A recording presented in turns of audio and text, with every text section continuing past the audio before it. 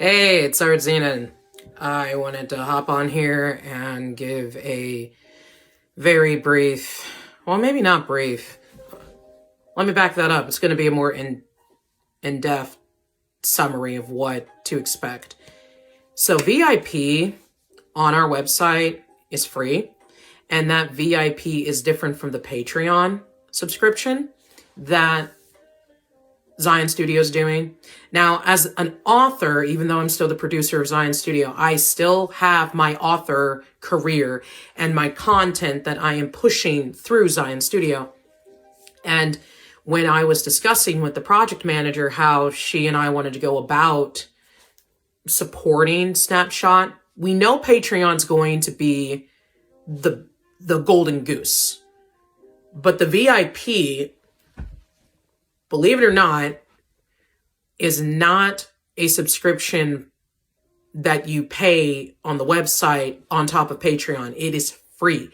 And how we're going to do this to make it interesting and unique, on Patreon, everyone's going to get the updates and the episodes, artwork, and whatever features in the tiers that we're going to give you guys.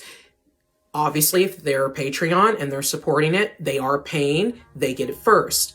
But VIPs will get these benefits and these releases and episodes, merc, etc. as well 3 days after the Patreons do. Everybody else has to wait, I'm thinking 2 weeks or 3 weeks in advance. Where this is the first project where we are attempting this, a lot of the things that are happening has been free. Like one of the newsletters is free, but that's strictly for Patreon. We've released my author vlog updates. Like I'm doing a vlog update right now. That is free for everybody. The VIPs will get those vlog updates first, though. Patreon, there's going to be other footages that we will record that only they will get. The Reddit community, however, will get what the VIPs of the website get, basically, but they get it last. So some of the stuff we're throwing out for the first season of Snapshot is pretty free-for-all, take it or leave it as you will. But in season 2, 3, and 4, it's going to get a little bit more refined, more narrowed down. We have a schedule for all of these things, but due to a few hiccups and then not knowing how we even wanted to do the Patreon, but now we do know, we weren't really comfortable with pushing people on Reddit to support either.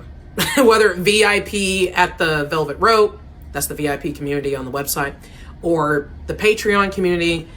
I have decided that I want my vlogs to be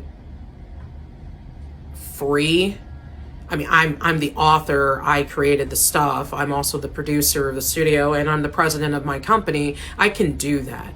But as far as digests, summaries, behind the scenes, if it comes down to me as the author, it's gonna be free. I think me discussing how I feel, my views, my excitement, just all of the emotions running through me, that should be free.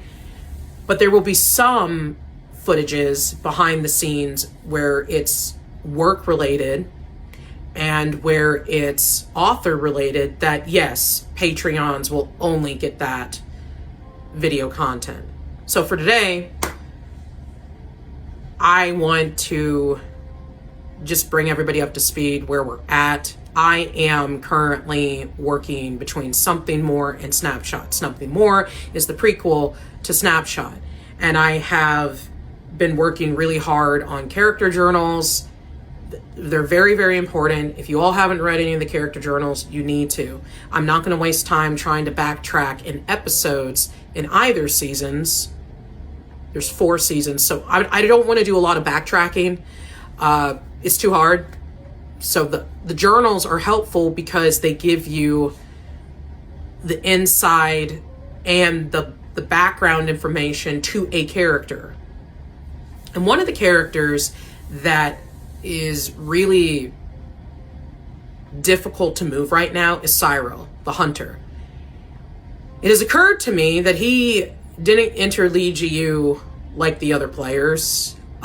His reasoning for going into LGU is dark. He was a priest. Actually, he was an archbishop. He was born in Italy, right in the Vatican City. Oh yeah. Cyril knew who the Lord was. He understood the holiness. He had access to all the books and then some. Now, he's not the kind of priest that would push the indoctrination of religion. He truly understands that Yahweh Jehovah is it, but he respects other people, and he's not trying to shove what he believes onto others at any point. But something happened. There was an event with this man. And that's where I'm at right now. You haven't been seeing a lot of updates from anybody because I am struggling really hard to work Cyril's story into Snapshot, journal included. What I do know is that prior to getting into the clergy, into that world of authority from a very young age, because he was super smart and he showed all the right traits and characteristics to be a archbishop, he was selected by a bishop, promoted very quickly, but then he's molested. Something bad. He was either taken advantage of, molested, both, something. And when he went before the Vatican officials, they didn't believe him. And one of the main guy who did these things to Cyril, who was a younger boy at the time, where he was a public official, he had the support of his people, not Cyril. So he leaves the Holy Order. He leaves the Vatican. Something happens with his family. They hear about this. But he gets into the foster care system.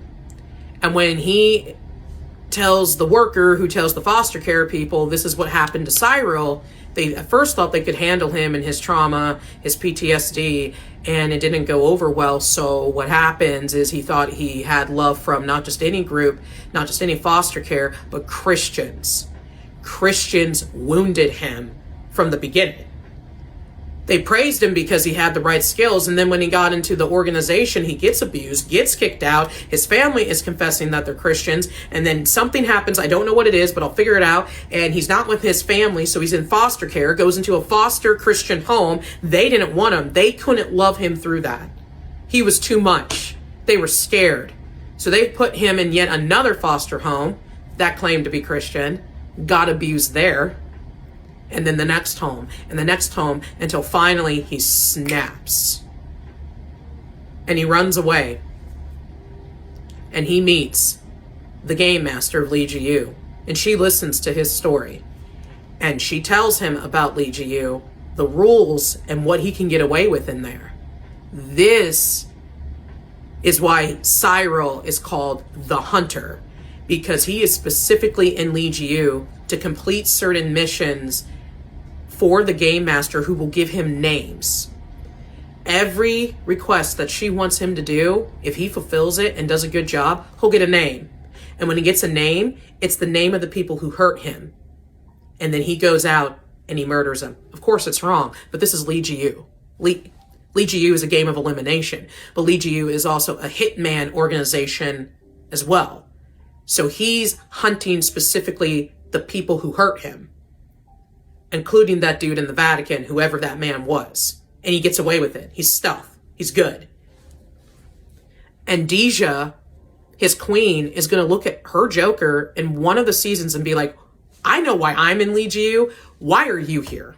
There is something about you, something that makes you different. Why are you in LGU?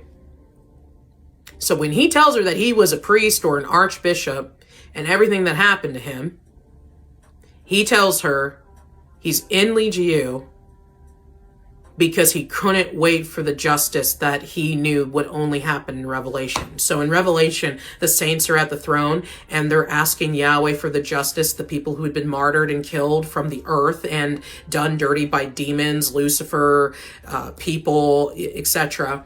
And the Lord tells them, you're going to get your justice, but I'm going to do it in one swoop. Everyone is going to be together. No one's going to go ahead. We're all going to get our justice together as a family.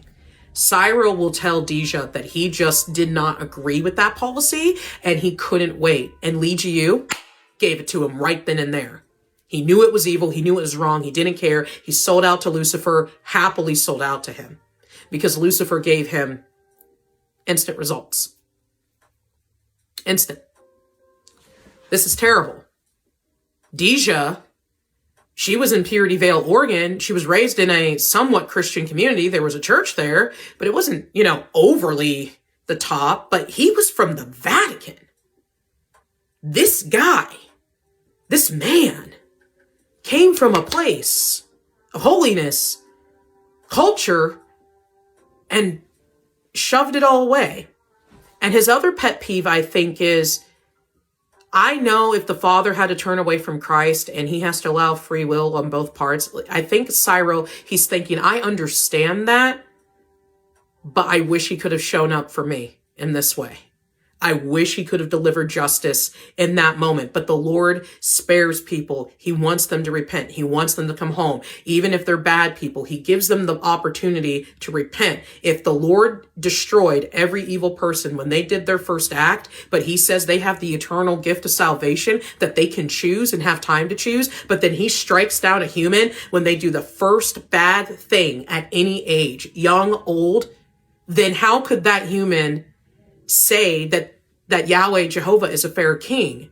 He didn't give them time. So when you have a person who makes a bad choice, take their evil onto an innocent person, they need to have time. Because dead's dead. And once you're dead, there's no coming back from that. Cyril understands spiritual politics better than most people. He understands earth politics and heavenly politics. But when it actually happened to him, this terrible event, and he was wounded, he knew that his divine king in heaven saw it and was angry and upset. And he knew that Yahweh had been through a lot of emotional stresses because he read Enoch and the other books. He knows that the Lord is tortured by these things. In Enoch, there was one generation of his children of light, that the demons oppressed so terribly, so harshly. He personally wiped them all out. Not because he wanted to kill them, but because when you're down here in the physical, you have to have a physical shell. So he removed their physical shell so he could take them to Sheol, into paradise, just so they would be protected.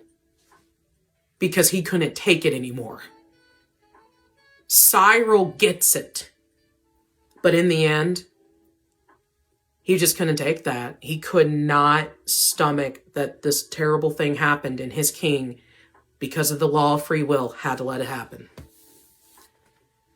This has stopped my progress because it requires me to be more careful with my words so I don't confuse people or make them feel, and this is why I'm not a Christian, and this is why I don't go to church, because the Lord is a hypocrite. The Lord can't fight for his own. No. He can fight. Cyril was an archbishop for a reason. It's just, when it comes to vengeance, vengeance is the Lord's. He's outside of time, so he's never late. We're the ones affected by time, not the Lord. Cyril's journal is where I'm at right now. This journal is huge. The Patreon and figuring out, the benefits for everybody, that was hard. That was rough. This is rougher. So if you don't hear from us for a while, that's why. We're not dead. But when it comes to the Lijiu players, we really do need to be careful, and some require more time. Amber Fierce and evidently Cyril Visage is one of the characters that just demand we take our time and use that time to cultivate the journal and their stories carefully. I'll see you in the next update. Be safe. Depending on where you live, it's probably snowing right now. Much love. Bye.